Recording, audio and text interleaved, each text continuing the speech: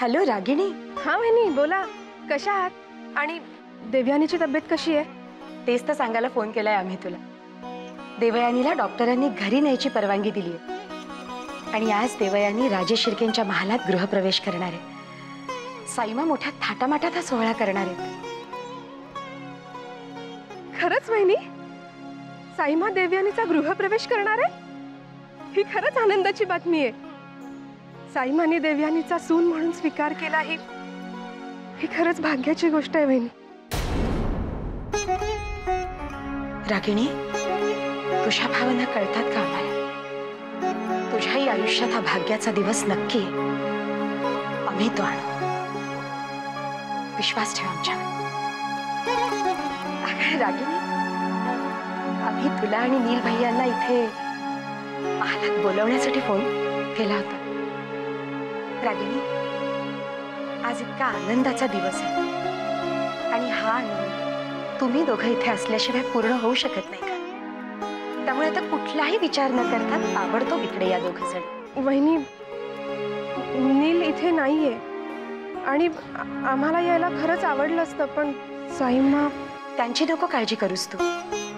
त्यांना समजवलंय आणि त्यांनी परवानगी दिली आहे. हे बघ रागिणी, आज देवयानी गृहप्रवेश करणार आहे या महालात. तुझं असणं आम्हाला फार गरजेचं वाटतं. त्यामुळे कुठलेही आडेवेडे न घेता आता ताबडतोब निघ. पण वहिनी प्लीज, आमच्यासाठी. ठीक आहे वहिनी, मी नक्की येईन. वाट बघतोय आम्ही. हो.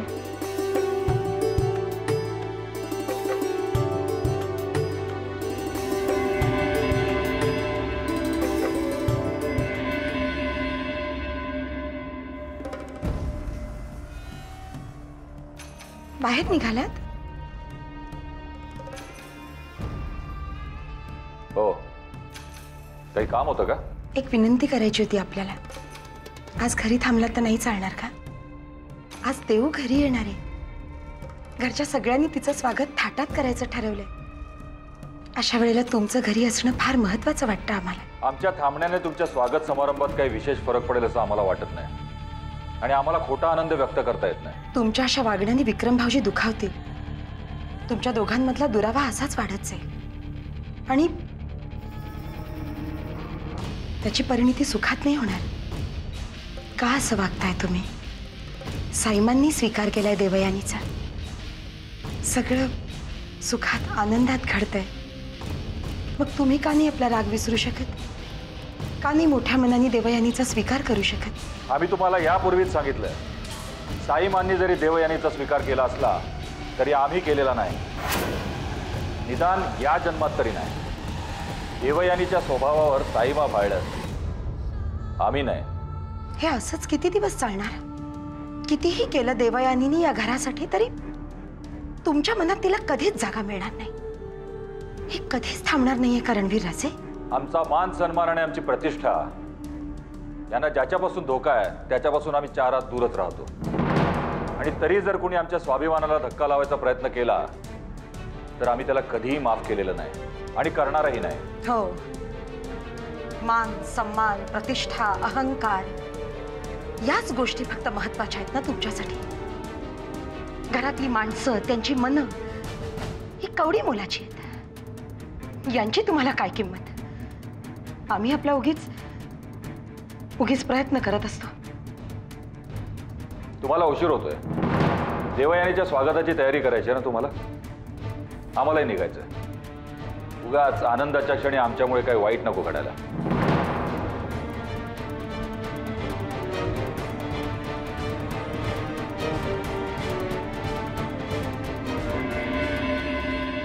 नमस्कार. साईमा, आमच्या देऊचा मोठ्या मनाने स्वीकार केला. तिचा गृहप्रवेश करताय. आमचं मन आनंदानं भरून आले अगदी. मकरन नाही आले? येतात. या ना या.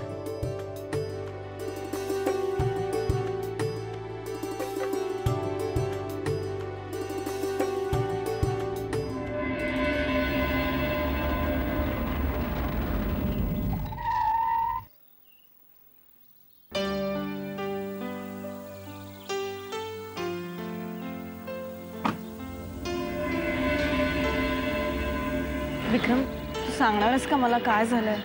कोणीच का मला घ्यायला आलं नाहीये. तू घरी चल, तुला सगळं काही कळेल. कारण वरती तुझ्यासाठी एक सरप्राईज आहे. सरप्राईज?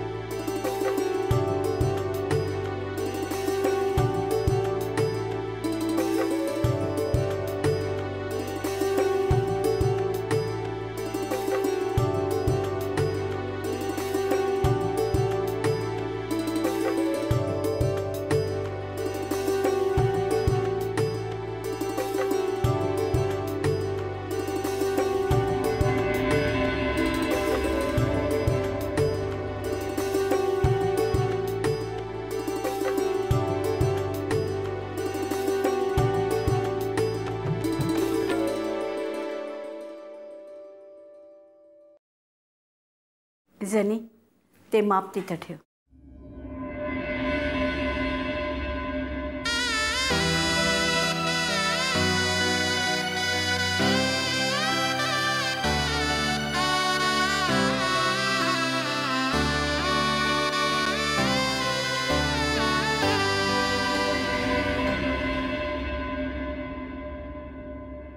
आतमध्ये प्रवेश मिळणार नाही. का? जोपर्यंत तू नाव घेत नाही तोपर्यंत तुला आत येता येणार नाही. साक्षी प्लीज. देवयानी राजेश शिर्के,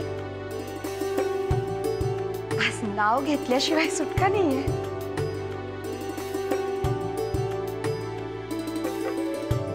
घे ना नाव देवयानी. हो घे नाव. आठव आठव. हा आलं माझ्या लक्षात. विक्रमने सांगितल्याशिवाय तू कसं नाव घेशील? विक्रम सांग सांग. देवयानी, आता सगळ्यांचा आग्रह असेल तर तुला नाव घ्यायला पाहिजे.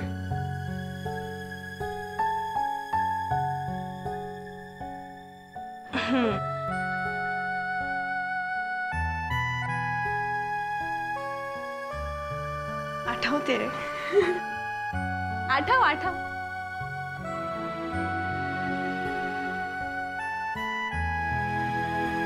दुःखांची करत वजाबाकी,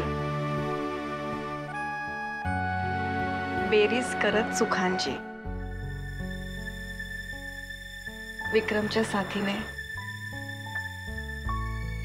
आज कुलवधू झाले मी राजेश शिर्क्यांची. वा सुरेख.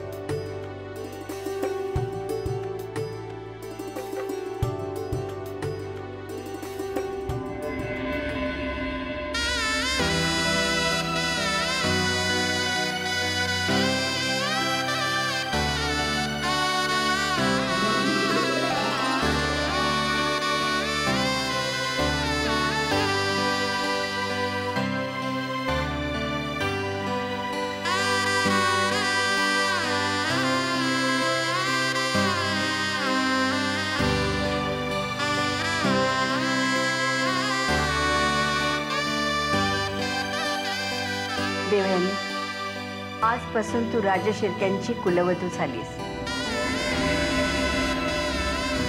देवघरात जाऊन कुलदेवतेचं दर्शन घेऊया.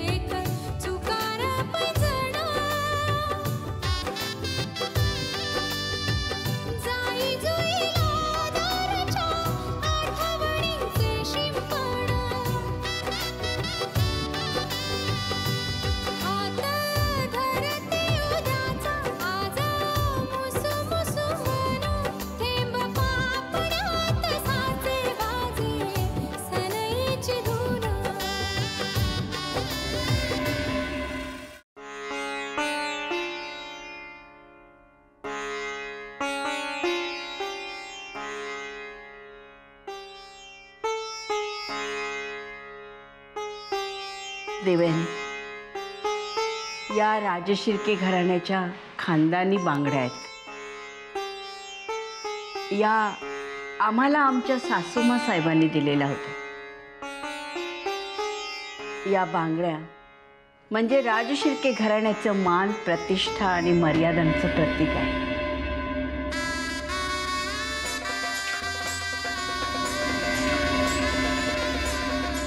या बांगड्या घातल्यावर या घराण्याची प्रतिष्ठा आणि परंपरा तुला जपायला हवी. तुझं प्रत्येक पाऊल या घराण्याच्या हितासाठीच पडायला हवं. इथल्या मान मर्यादांचं तुला पालन करायला. साईमा, या घरासाठी जगण्यातच मला आनंद मिळतो. आजपर्यंत मी स्वतःहून या घरातल्यांसाठी आणि ह्या घरासाठी जगत आली.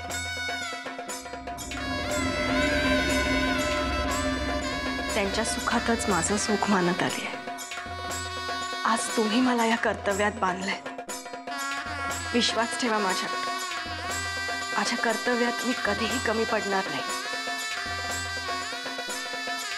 माझ्या पाठीशी असलेला तुमचा आशीर्वाद मला सतत माझ्या जबाबदारीची जाणीव करून देईल.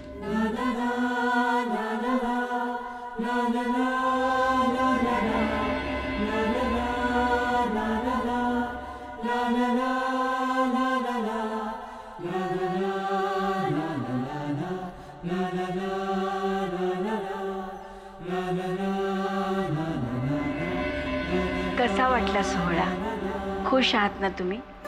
अहो, खुश म्हणून काय विचारता? सगळा थाटमाट बघून माझे तर डोळेच दिपले.